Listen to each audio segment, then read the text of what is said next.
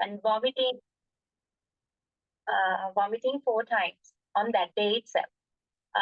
She did not have any recent travel history, and also there was no wheezing or any chest pain. There was no runny nose or headache.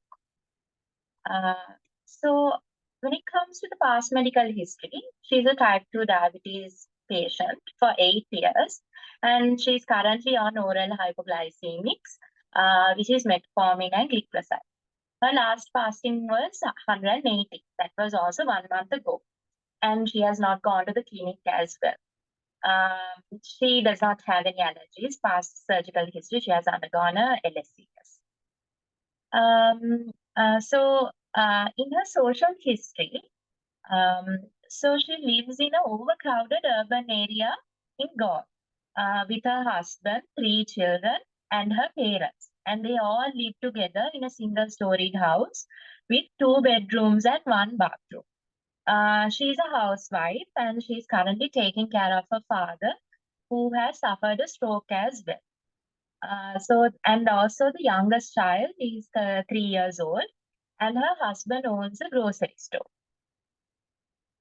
On her examination, the BMI is 32, and she looked quite ill, mildly dehydrated as well, but not cyanosed. Temperature was 101, pulse rate was 110, blood pressure was 110/60.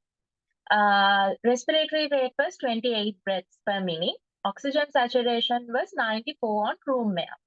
Lungs, I heard some crepitations over the left lower zone. CVS, nothing significant, no murmurs. And I checked the CVS, it was 280. Her full blood count, I got it done quite fast in half an hour. The WBC count was 16,000 with a neutrophil predominance. At that time, I didn't go to do an X-ray, so it was not available. So actually, as you all can see, it's a community-acquired pneumonia, and also there was uncontrolled diabetes mellitus. So my problem was deciding on the site of care on this patient. So as you all know, I also used the Curb 65, which was easy to use. There was no confusion. Urea levels, of course, it should be more than 7, but at that time it was not available. Respiratory rate should be more than 30, but in her case it was 28. And the blood pressure, systolic, it was should be less than 90, and diastolic, or the diastolic should be less than 60. In her case, that was also normal. And 65 is the age range, and age should be more than 65. Now, CRB, because urea is not usually present in the primary care, we can adapt to CRB 65 also. But however, even if you use Curb 65 or CRB 65, it was 0. So my $1 million question to all of you is, should we admit this patient? Do we need to admit this patient?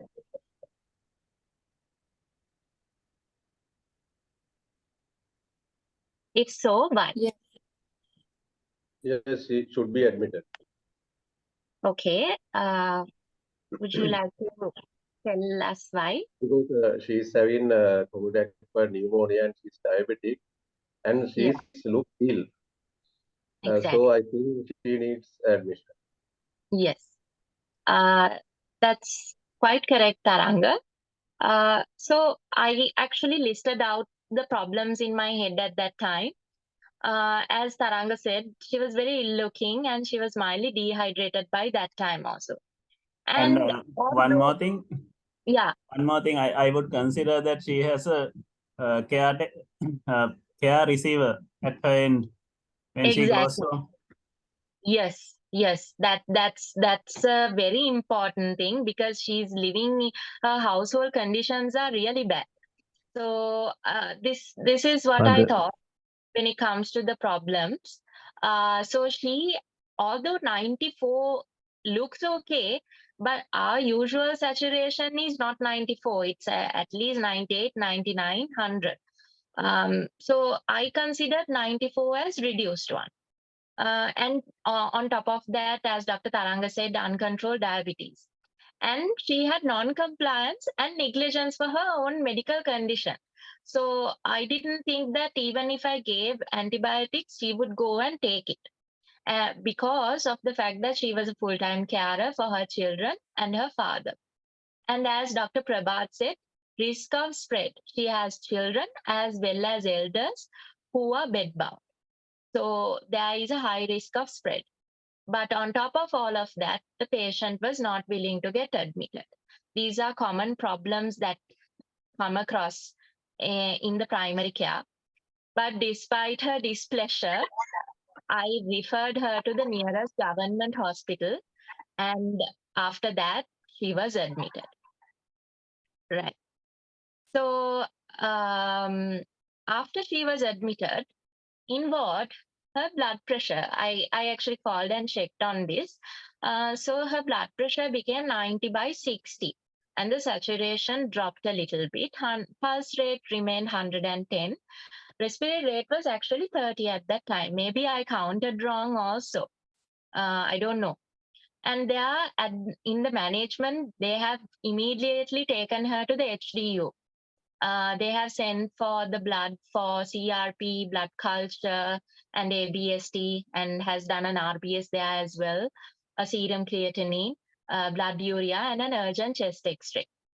So they have corrected the dehydration and blood pressure with the crystalloids, and immediately started on IV ceftriaxone and azithromycin. Also for the hyperglycemia, started immediately on soluble insulin. So her CRP was 116, serum creatinine was marginal, 1.3, blood urea was 34. So after that, the patient was on, actually I checked on day 4 only. I didn't have, I couldn't check on her regularly. But according to the doctor there, the patient was fever free on day 2 of admission. So she has responded really well for the empirical antibiotics. And she was also discharged on day 4 on oral antibiotics, and her oral hypoglycemics were also changed. But for us, the care does not end there. I will move on to a little bit of academics after this, but we will continue to talk about what sort of a care she needs after that. So what is pneumonia? It is actually the inflammation of the substance of the lungs. And usually it's caused by bacteria, but also viruses and fungi can affect as well. And it can present actually as an acute illness with cough, purulent sputum, breathlessness, and fever. And together with physical signs and radiological changes, which is usually compatible with consolidation of the lung. But most of the time, we don't get to decide on these chest X-rays and interpret radiological changes, because in our usual care comes more acutely than in-ward setup. So, however, it can present with subtle symptoms also, especially in the elderly. So we have few definitions.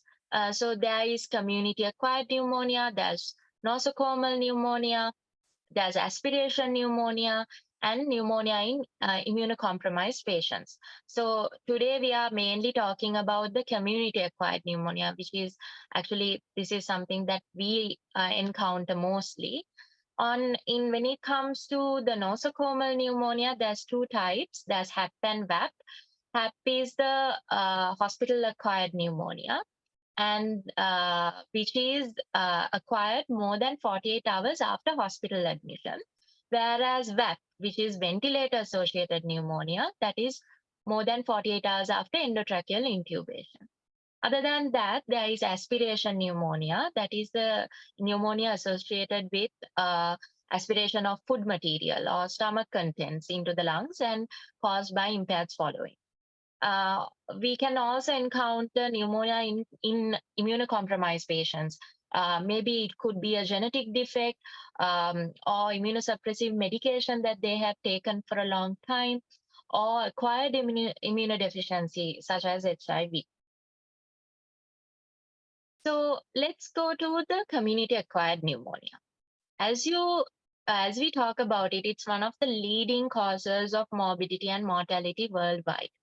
So the clinical presentation actually varies from mild pneumonia, which is just fever and productive cough, into severe pneumonia, and that is characterized by respiratory distress as well as they can just present with sepsis. And because of this wide spectrum, its CAP has come into a differential diagnosis of all respiratory diseases. So when it comes to the incidence, as you can see in the charts, when it comes to the community-acquired one, as you know, the streptococcus pneumoniae counts for 36%. And even in hospital acquired, you get about 39, and ICU it's 21. The second commonest is the H influenza, and after that, very rarely you can get Legionella and Staph aureus and anaerobes, other anaerobes. Whereas if you go on to the ICU setup, the Legionella species will increase, and the number of strep pneumoniae are reduced. And a little bit about the risk factors. So the risk for getting community-acquired pneumonia rises with age. And also, if you have chronic comorbidities, such as it could be a chronic lung disease, or it could be something like heart disease, stroke, diabetes, most of the things that are chronic, they can also increase the risk of having pneumonia. And also, just a viral respiratory tract infection can lead to pneumonia. For example, influenza viruses, which is very commonly seen today. And also, if they have like an impaired airway protection, for example, it could be a patient with stroke. And in this case, this patient's father has suffered a stroke, so he is more likely to give the pneumonia through this daughter. And also smoking and alcohol and other lifestyle factors. For example, the living condition matters a lot. If you are in a homeless shelter or prisons, which is very dense, and also it's very high unlikely to be seen in low income settings, and probably due to environmental toxins like solvents, paints, and gasolines.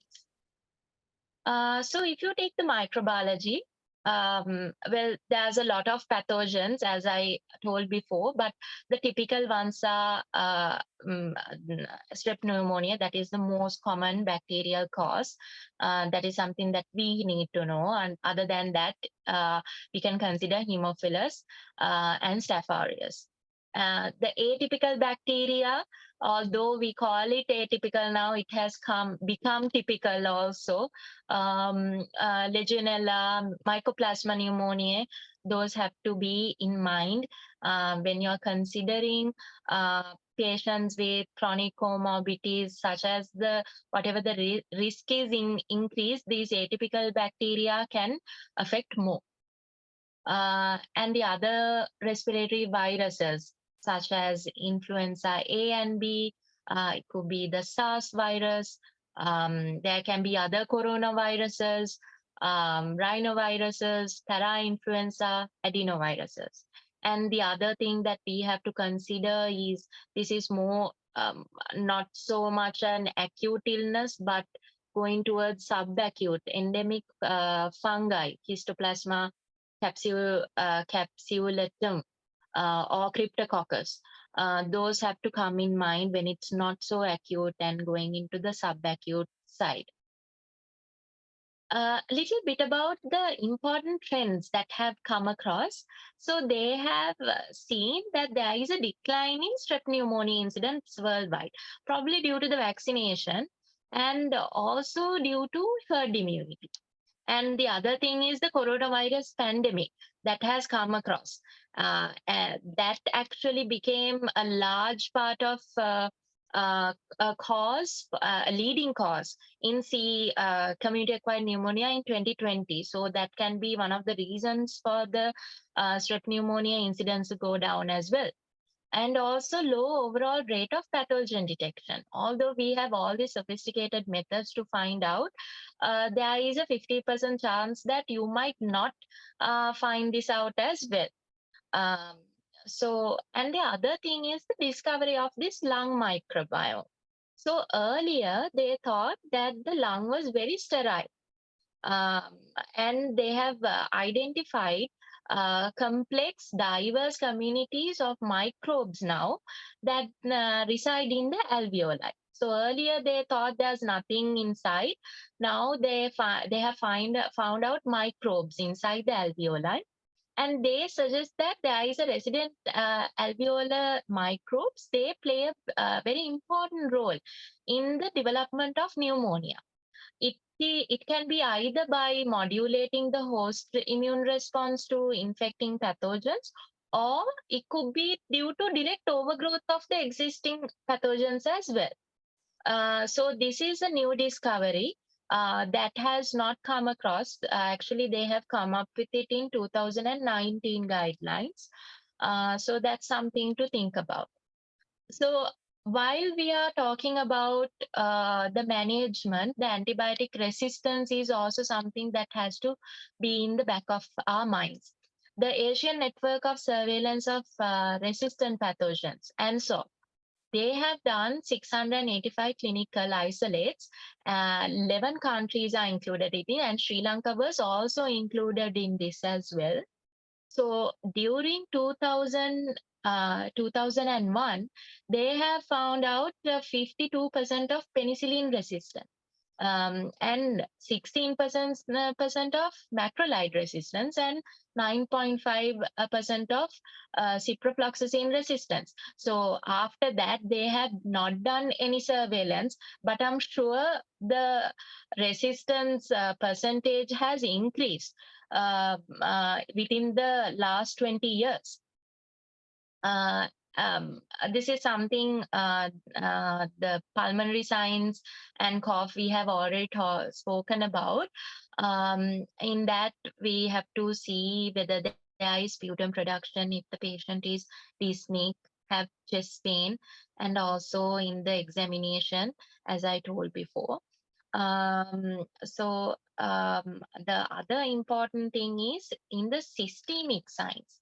If the patient is having chills, fatigue, malaise, and chest pain and anorexia, they are very common in community-acquired pneumonia, although they are not counted into any of these scores. So that is something to remember. And also, mainly they can be characterized by hypotension and altered mental status, which can be put into our scope.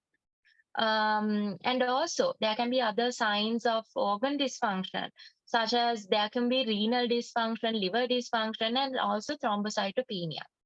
So the diagnosis is actually the chest X-ray will definitely confirm the diagnosis.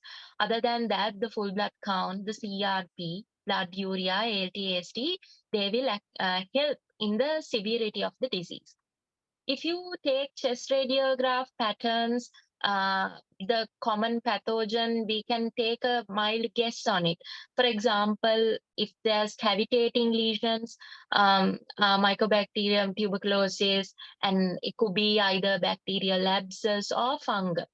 If there's miliary type of a radiograph pattern, most likely due to tuberculosis. And if there is a rapid progression, if there is multifocal ones, either it can be Legionella most commonly.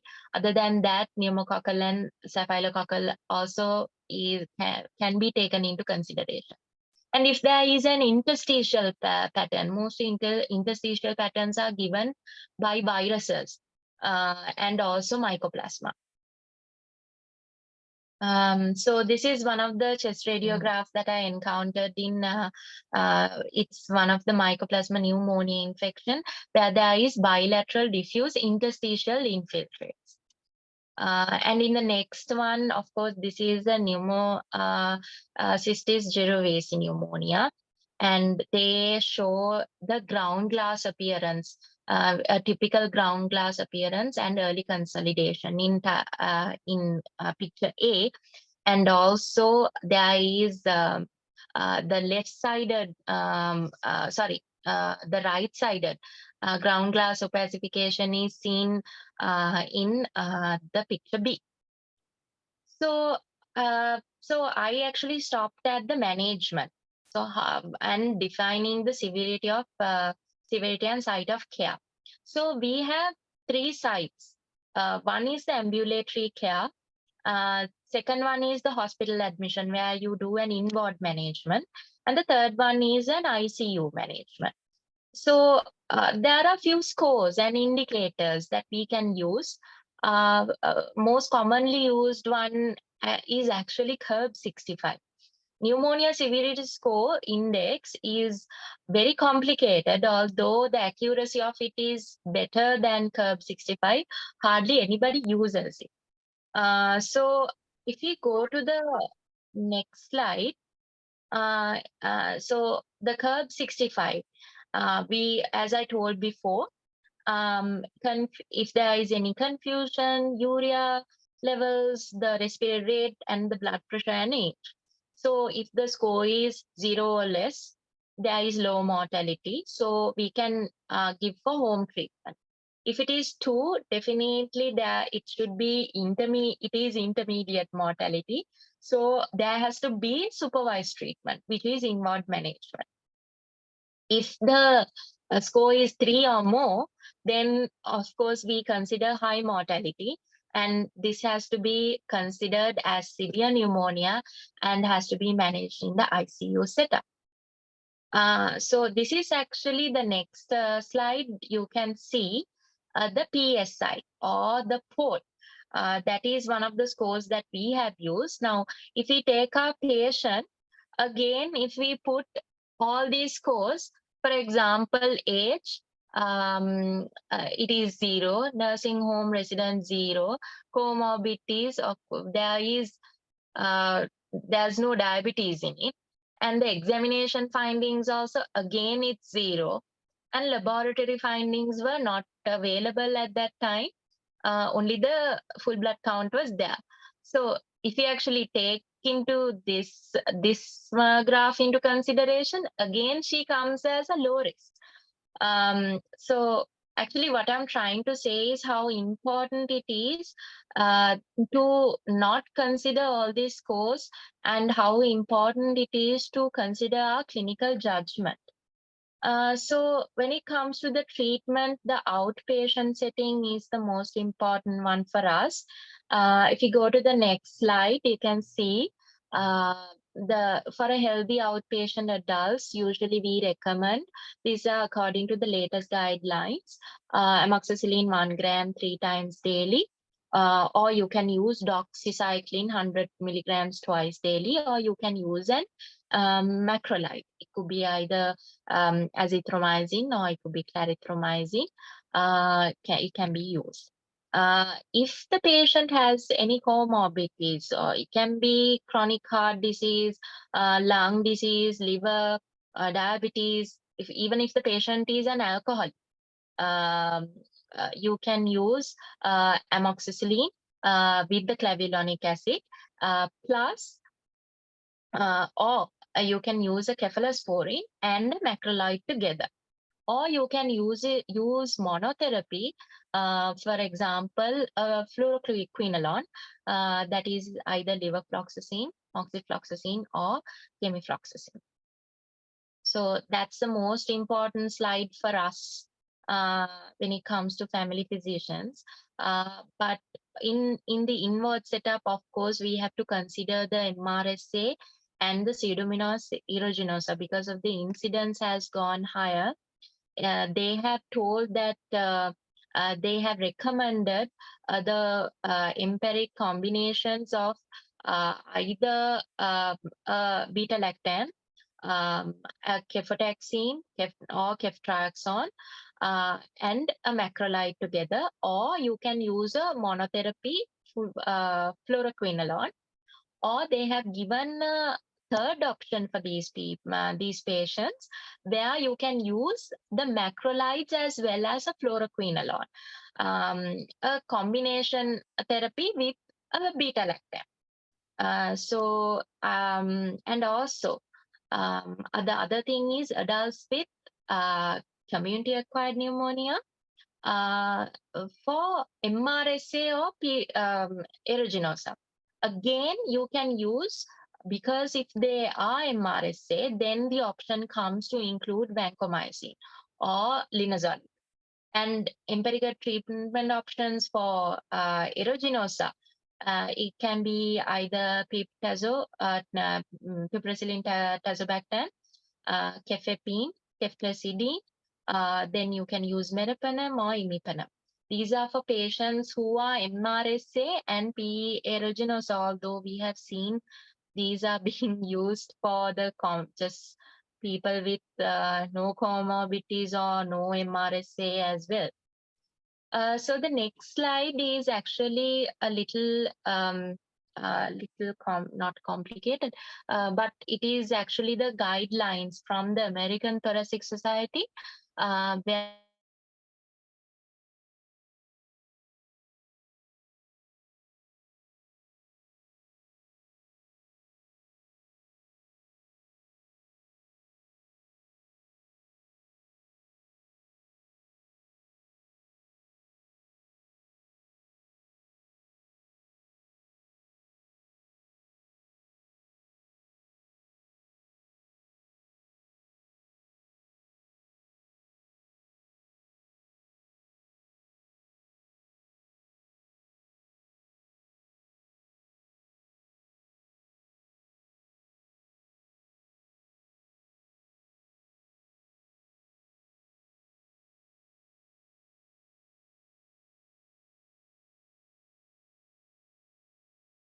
Hello?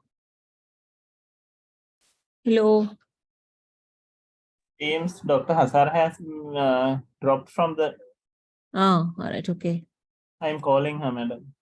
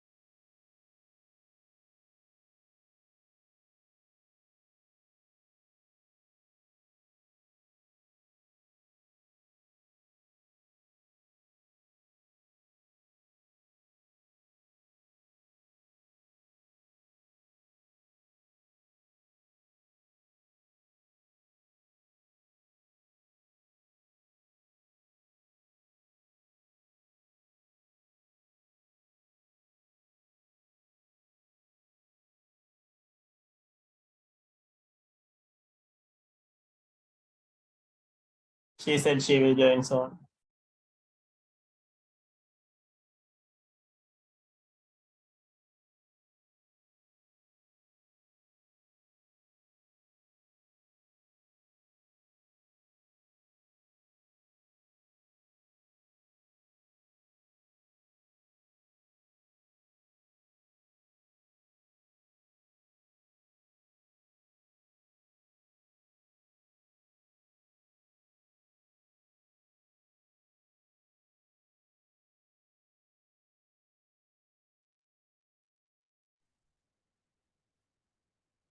Hello, is it okay, Hasara? yes. Sorry about that. My phone overheated. I'll just switch off my video if that's okay. So as I was saying, there are few differences that I was talking about. So basically, they have when it comes to sputum culture and blood culture, I think that those are the things that are important for us.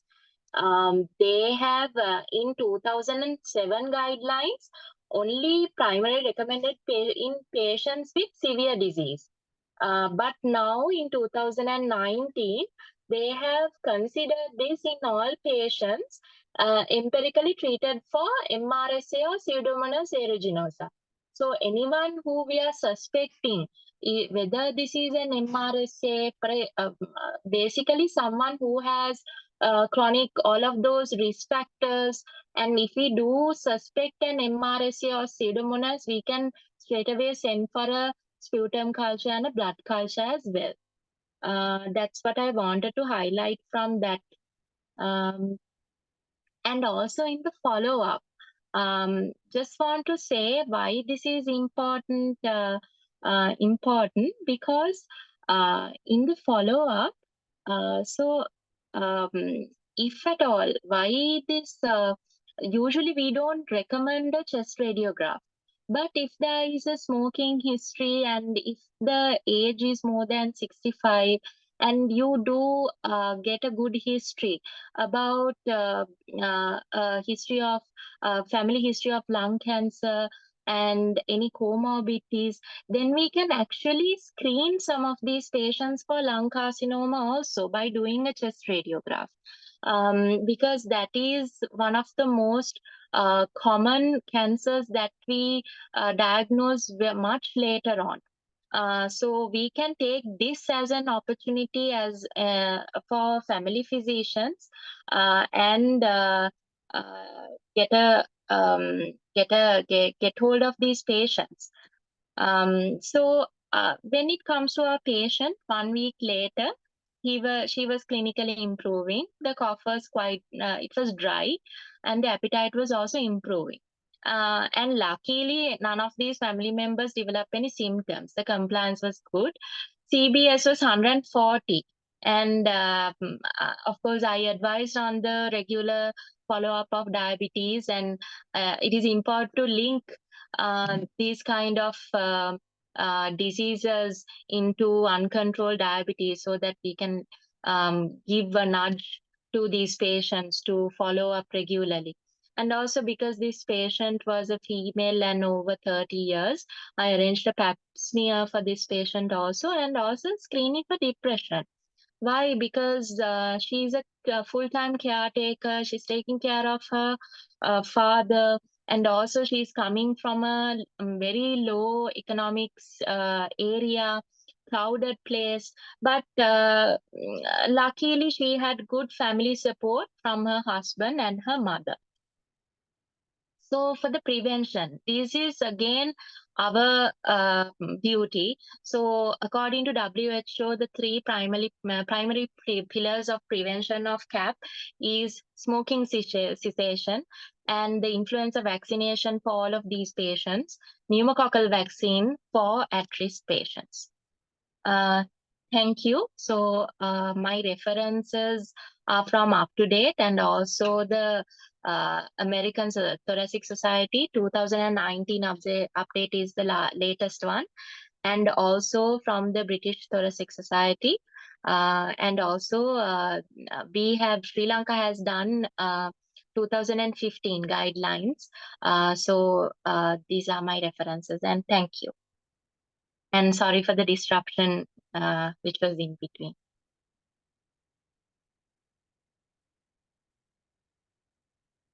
Thank you very much, Dr. Hasara.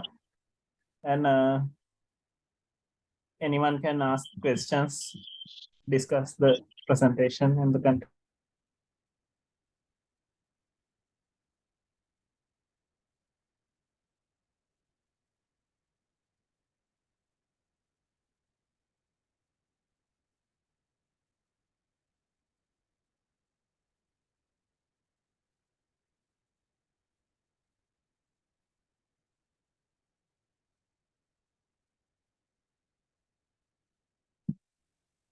Hasara, thank you very much for your very nice descriptive discussion. I want to know about that microbiome thing, like It is really new for me. Yeah. I didn't know that. So Can I you- was also reading the American Thoracic Society guidelines, Dr. Indralal. Then only I came across it.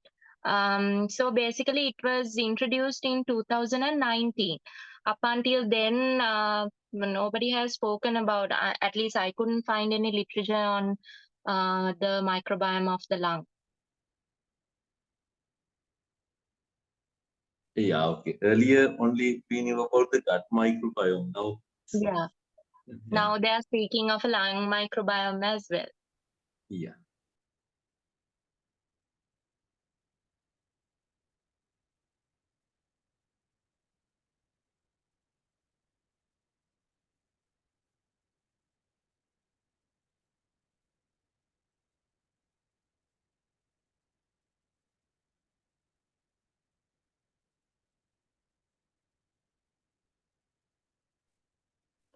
Hasara, one more thing. Following a discharge of pneumonia patient, what about exercise tolerance and things? Because I have seen some patient even after discharge, when they attend their even schooling, after schooling they will develop again the fever and this tiredness. Is there any guideline for that or any advice for it?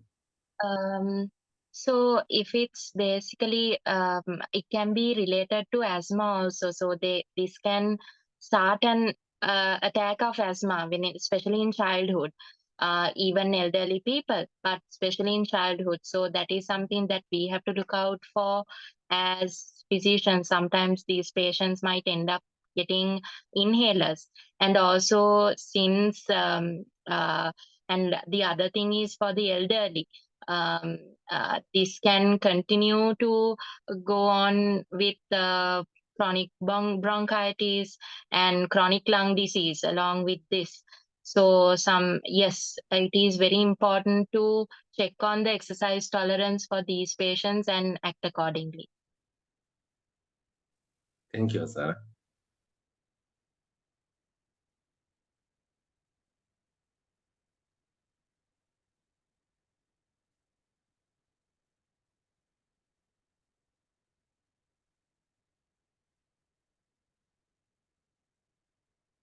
Since you all have no other questions, shall I ask some questions, Hasara? Yes, madam. Yeah, Sarah. Now I just wanted to know about this patient. Yeah. She's 38, is it? Yes, madam. And diabetes for 8 years. Yes. And what are the ages of the children? The youngest was 3 years old, madam. So she had altogether 3 children. She had them when they were quite young. I mean, like, can you have any idea what were the ages? I think 8 years, maybe. The eldest was 8 years, madam. So that means, is she having like a sort of diabetes during her pregnancy or GDM? Is it? Actually, what has happened was she has had gestational diabetes, and then after that, in the 6 weeks, she has done, but I think it has gone into a chronic diabetes, and after that, she has not followed up. Yeah, so that, like I found a lot of lapses in the sort of medical services here. Now, she is a person with young person, like at the age of 30, of course, she developed diabetes. And isn't it? Yes, madam. And then she had... I think she, 30, yes. Yes. And she developed GDM as well. And she is very poor control. Yes. Is it? So Yes, then madam. a lot of things there. So there is a higher chance of getting like not only pneumonia, she's a candidate for tuberculosis as well then, right? And not only that, so there are a lot of lapses in the sort of the management regarding not only the like sort of pneumonia, I'm not talking, but all overall management. Yes. And the other question is the question I'm having. What were the investigations results? Do you have any idea what were the results there in the hospital? The results that I got was, madam, the CRP and the serum creatinine. And I got a picture of the chest X-ray. You don't have the picture. But Yes. they probably must have checked for TB also, madam, given the circumstances. Yeah, that's the thing. Yeah. So then, I forgot to ask whether she was screened for it. have they, because they have to go, like they have to like think of other sort of the screening things, because there are a lot of things because of the like the consider the situation in the family and about herself and a lot of things, right? Isn't it? Yes. And more like the other thing is, Hasara, are you very sure that is community acquired? Why I thought so was, madam, because she responded very soon and improved very well to the co-amoxiclav. So that is, I think, after you admit the person to the hospital, because she was given IV, I suppose, is it? Yes, madam. Yes. She was given IV. Yes. And she was in the on ceftriaxone, madam. Ceftriaxone, not like this. Yeah.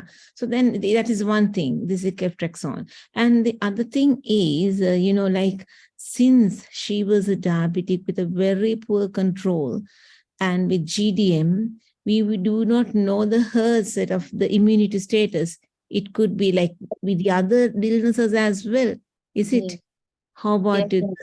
STIs and all, you do not know. HIV, I mean, we have to screen for actually this type of patients, why they have all these things, this type of pneumonia, the HIV, all these things, as you know, the VCC should be the like sort of a very, we have to take the like very comprehensive assessment, I suppose, not only just to think about the lung and the respiratory system.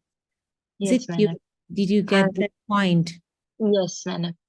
Because you have done the very good thing that like admitting the patient, you have done your like job is good. But anyway, so after admitting it's good that you come up with all the like new guidelines and the new this as Indra mentioned, it's not only now now they are talking about like sort of alveoli microbes and everything. So it's a new thing. That's very good that you came up with all these things, new ones. It's very good, like the newer guidelines and everything.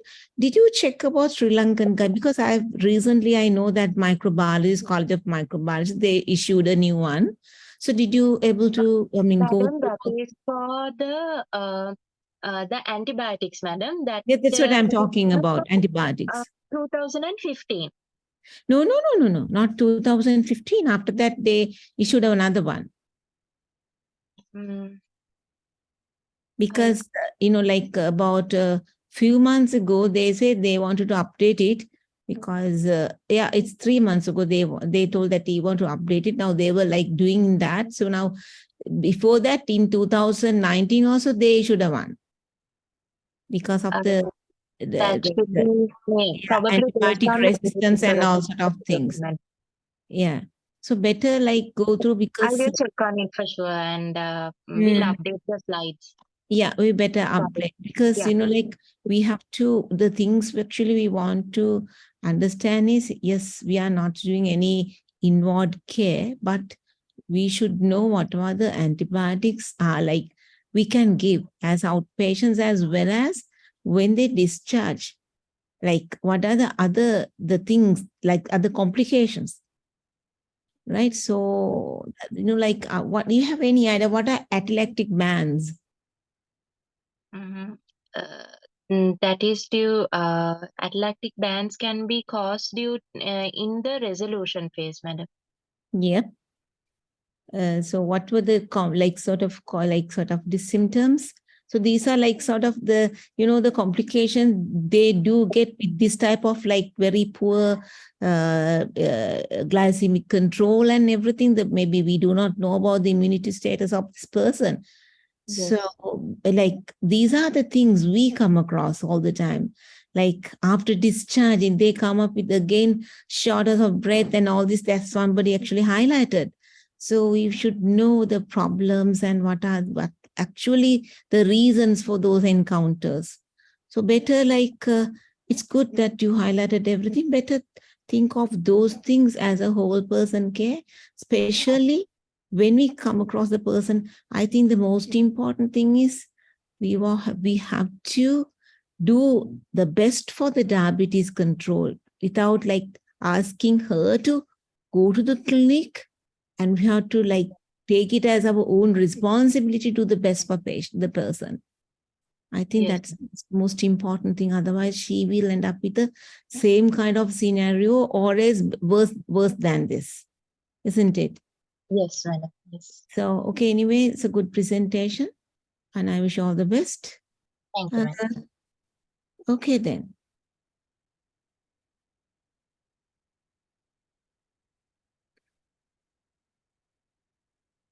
Thank you very much. Yeah, who is the next person going to speak? Madam, Dr. Sindhupa has sent a message saying Yes, madam. She said that she will do next, madam.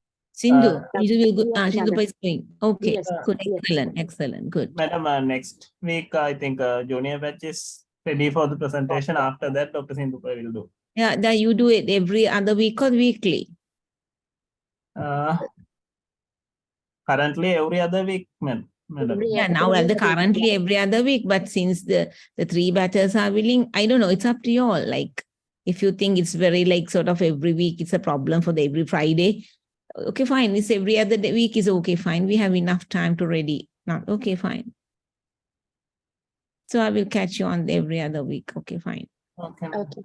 Thank you very much. Anyway, so once there are a few things to say, sort it out. After that, we should do some OSCEs as well in this type of Zoom meetings, right? We should do. Oh, Okay, madam. Okay, right. no. Good night. Thank you, madam. Thank you, madam. Good Thank night. you, madam. Good night. Night. Thank you. Bye. Good night.